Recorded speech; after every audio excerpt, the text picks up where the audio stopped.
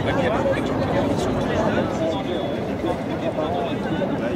a encore une dans le sac noir et il y en a encore une là-bas aussi. En gros, Stacy, elle va parler de... Bonjour, c'est pour Chiche TV, vous pouvez vous présenter chichement? Bonjour, je m'appelle Stacy Algrin, j'ai 25 ans et je suis activiste pour le climat. Ok, et là vous êtes à une manifestation devant le Panthéon, vous pouvez nous expliquer de quoi il en retourne? Oui, bien sûr, donc il s'agit d'une manifestation internationale, Fridays for Future, donc les grèves pour le climat du vendredi qui ont été initiées par Greta Thunberg.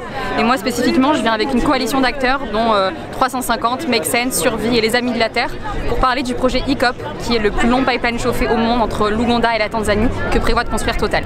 Et ce projet, il va occasionner des dégâts ou... Alors EACOP, ça va construire beaucoup de dégâts. C'est ce qu'on appelle une bombe climatique et sociale puisque ça va générer à peu près 38 millions de tonnes de CO2 par an. C'est 6 fois plus que les émissions de l'Ouganda en un an.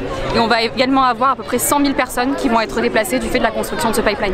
Okay. Et qu'est-ce que vous proposez à la place de ce pipeline pour avoir de l'énergie pour les gens? Alors il n'y a pas besoin d'avoir un autre projet énergétique de ce type. Typiquement, l'Agence internationale de l'énergie vient de publier un rapport en disant qu'on n'avait pas besoin d'avoir d'autres projets pétroliers comme celui-ci. En revanche, on doit miser sur les énergies renouvelables.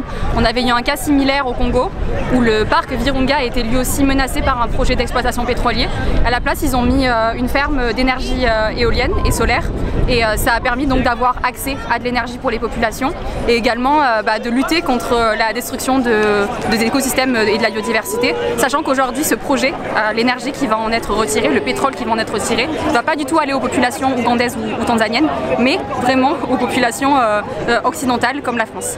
Mais alors qu'est-ce que vous proposez pour la France pour remplacer le pétrole donc du coup? Alors remplacer le pétrole, on le fait déjà. On a l'énergie solaire, l'éolien, on a de l'énergie thermique également. On a d'autres énergies en France qui sont décarbonées aujourd'hui sur lesquelles évidemment il y a toujours des buts comme le nucléaire. En revanche, comme je l'ai dit, vraiment l'Agence internationale de l'énergie qui jusque-là était assez sceptique justement sur les questions d'énergie renouvelable, le dit clairement, on n'a pas besoin d'autres projets pétroliers comme celui-ci. Donc concrètement, vous êtes pour le nucléaire alors? Je suis pour le nucléaire tant qu'on mise également sur l'énergie renouvelable. Moi, j'ai jamais été anti-nucléaire.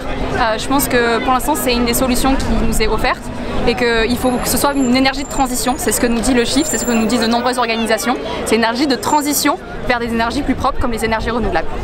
Là on est en pleine période de guerre en Ukraine, oui. Et on voit qu'il y a des possibilités qu'une centrale explose ou soit détruite et il faudrait évacuer toute l'Europe. Oui. Comment pouvez-vous être encore pour le nucléaire? À nouveau, j'ai pas dit que j'étais pour le nucléaire, je disais que l'énergie nucléaire en France est présente, c'est une énergie qui est décarbonée, c'est l'en fait quoi. Donc on dit que c'est une énergie de transition. Je suis pas pour réinvestir, réouvrir des centrales, pas du tout. Je suis là pour dire l'énergie nucléaire est ici, il faut qu'en parallèle on développe nos énergies de transition, les énergies renouvelables. Et ce qu'on voit aujourd'hui, c'est que les dépendances et les problématiques qu'on a en termes d'énergie vis-à-vis de la Russie, elles sont là parce qu'on n'a pas pensé à notre transition énergétique. Et vous pensez qu'on pourrait à terme remplacer le nucléaire par du solaire et de l'éolienne ou... Il n'y a pas que le solaire et l'éolien, il y a aussi les énergies thermiques, il y a aussi d'autres types d'énergie comme l'hydrogène qui sont en train d'être développés. On n'a pas toutes les solutions aujourd'hui, en revanche on a beaucoup de scénarios qui sont en train d'être développés, je pense au scénario de l'ADEME, au scénario de RTE, qui nous montrent qu'on a différentes transitions énergétiques qui sont possibles. Après c'est des choix qui sont politiques, c'est des choix également qui sont à faire en pleine conscience. Parce qu'on a aussi le problème du traitement des déchets du nucléaire. Et là on s'en sort pas non plus parce que les gens à Bure par exemple où il devait y avoir un enfouissement ne sont pas trop d'accord avec ça non plus. Oui bien sûr, parce qu'à nouveau on a positionné des centrales nucléaires sans en discuter avec les populations, sans en discuter avec les communautés locales et ça c'est un truc qui n'est pas ok et ça ce sera le cas exactement dans toutes les sources d'énergie, que ce soit l'éolien, le nucléaire, le pétrolier, qu'on le fasse sans prendre en compte les avis des populations, ça c'est pas ok. Qu'on le fasse également de façon déraisonnée en disant on va ouvrir aujourd'hui encore plus de centrales nucléaires sans penser en effet aux questions de gestion des déchets, ça non plus c'est pas ok. Donc c'est réfléchir de façon intelligente avec les acteurs qui bénéficient de la science, qui bénéficient aussi d'une manière plus raisonnée de penser à la question pour avoir une solution qui mette tout le monde d'accord, ce sera pas possible, mais en tout cas qui minimise les risques sur les questions des déchets, sur les questions aussi de dépendance vis-à-vis de l'étranger et qui mette vraiment en marche cette question de transition énergétique. Alors le besoin d'énergie, moi je vais parler en tant plutôt qu'écologue, ouais. Il y a un facteur de la densité de population. Ouais. Est-ce qu'en fait il ne faudrait pas avoir moins de densité de population en France par exemple, si on veut s'occuper de réduire la dépense d'énergie en France? Alors déjà, on va peut-être parler de sobriété, parce qu'avant de parler réduction de la population, je pense que chacun et chacune, on peut diminuer notre consommation d'énergie. On a aussi tous les milliardaires et les millionnaires de ce monde qui consomment beaucoup plus d'énergie, qui polluent beaucoup plus. Donc si on commençait par regarder leurs dépenses, leur consommation d'énergie, je pense que ce serait un bon point de départ. Donc vous n'êtes pas pour la régulation non plus de la densité de population? Je pense que je ne suis pas en mesure de m'exprimer sur cette question. Je ne suis pas une personne qui est experte sur les questions de démographie. Je ne suis pas non plus une politique, je suis une activiste pour le climat. On se doute bien que plus on est nombreux, plus on consomme d'énergie, quoi. Bah, ça c'est un facteur, comme vous voulez le dire, hein, évidemment. Mais aujourd'hui, il y a des pays à l'étranger qui ont beaucoup plus de monde dans leur pays et qui consomment pourtant beaucoup moins que nous. Donc c'est pas forcément une corrélation et un lien établi. Vous voulez mettre le niveau de vie des Français au niveau de ces pays? Non, on n'est pas en train de dire à nouveau on retourne à l'époque de la bougie et de la lampe à huile comme certains voudraient le dire avec les ayatollahs verts. On est en train de dire qu'aujourd'hui on consomme beaucoup trop. Ça c'est un fait. On a de plus en plus de besoin de consommer du fait de la pub, du fait de ce qu'on nous imprime dans la tête. Donc essayer de revenir un peu plus raisonné, de se dire ce dont on a besoin aujourd'hui c'est ça. Comment est-ce qu'on peut avoir des énergies qui soient plus propres, plus respectueuses de l'environnement, et ensuite la population on pourra en parler, mais que ce soit pas je dirais quelque chose, un écran de fumée derrière lequel on se cache pour dire que le problème c'est les autres parce qu'ils sont beaucoup plus peuplés que la France et que finalement ce serait pas nous le problème. Bah, la densité de population c'est pas que le problème de l'énergie, c'est le problème de générer des déchets aussi. On sait combien de kilos de déchets par an un habitant fournit, et plus on est d'habitants, plus on fournit de tonnes de déchets, ou de millions de tonnes de déchets pour être exact. Donc il y a le problème des déchets. C'est sûr qu'avec le mode de vie actuel, oui, il y a aussi le problème du logement. Alors on peut aussi dire aux gens, vous allez tous vivre dans des 10 mètres carrés, vous serez plus nombreux sur le même territoire, mais les gens ils ont peut-être envie de vivre dans un 40, un 50, voire peut-être... Aujourd'hui on a 1 million de logements en France qui sont vides et qui sont détenus par un nombre très limité de personnes et qui décident d'avoir je ne sais combien de maisons secondaires, d'avoir une maison à la plage, d'avoir une maison à la montagne, pendant qu'en effet il y a des gens qui vivent dehors et qui n'arrive pas à trouver un logement. C'est ça aussi la question. Vous êtes contre la propriété privée? Je ne suis pas contre la propriété, je suis contre les personnes qui accumulent des logements et qui refusent de les louer à des personnes qui sont dans le besoin.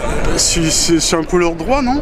Bah, c'est un droit aujourd'hui, ouais, de consommer, de pourrir la planète aussi, on pourrait dire la même chose dans ce cas.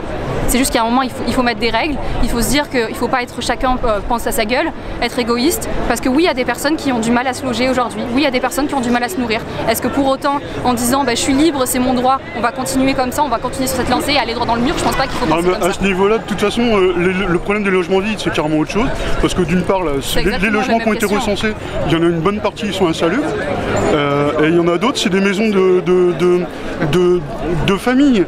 Donc quand la famille veut se réunir, les oncles, la tante, ils se réunissent dans cette maison-là. Et vous pouvez pas empêcher les gens d'avoir une maison de famille et d'y aller en vacances. C'est pas ce que j'ai dit à nouveau. On a juste une concentration aujourd'hui des logements dans les mains d'une minorité. Et ça c'est pas normal. C'est vous qui voyez, moi je vois ce que je vois, c'est que... C'est pas moi qui vois, c'est tous les rapports, notamment les rapports de toutes les fondations, les petits frères des pauvres, etc. Tout le monde le dit qu'on a une concentration des logements, une concentration des capitaux et qu'on a une augmentation dans le même temps des inégalités. Ça c'est pas moi qui le dis, ce sont les rapports, ce sont les experts. Donc moi je suis uniquement activiste pour le climat. En revanche, l'augmentation croissante des inégalités c'est un fait, on ne peut pas le nier. On est dans un pays où il y a 4 millions de foyers en attente de logement social, où il y a 2 millions de mal logés dans des taudis, et où il y a entre 10 et 15 ans d'attente en Ile-de-France pour un logement social, vous pouvez pas me dire que la densité de population n'y est pour rien. C'est pas ce que j'ai dit. Et la densité de population et la concentration... Donc il faut la réguler. Non, on va pas réguler la population, monsieur. On n'est pas dans un régime autoritaire ici. Et on a vu ce que ça a donné en Chine, on a vu ce que ça a donné en Inde. Et si on se met à penser comme ça, mais allons-y dans des délires où on va se mettre à jeter sa fille parce que c'est la deuxième enfant et que ça nous fait chier. Allons-y à avorter parce que on se dit oh mon dieu je vais avoir à payer 8 000 € parce que j'ai un gosse en plus. Non, on va pas rentrer dans des régimes autoritaires. Ça a fait assez de mal je pense aujourd'hui. C'est vous qui voyez? Bah c'est pas moi qui vois, c'est l'histoire en fait qui voit monsieur. Je vous remercie. Si vous voulez rajouter un truc non, à part qu'il faut pas commencer à se taper sur la tronche, je pense qu'on a déjà assez de problèmes aujourd'hui. Ok, moi je dirais qu'il faut pas en rajouter, mais bon voilà. Bonne journée.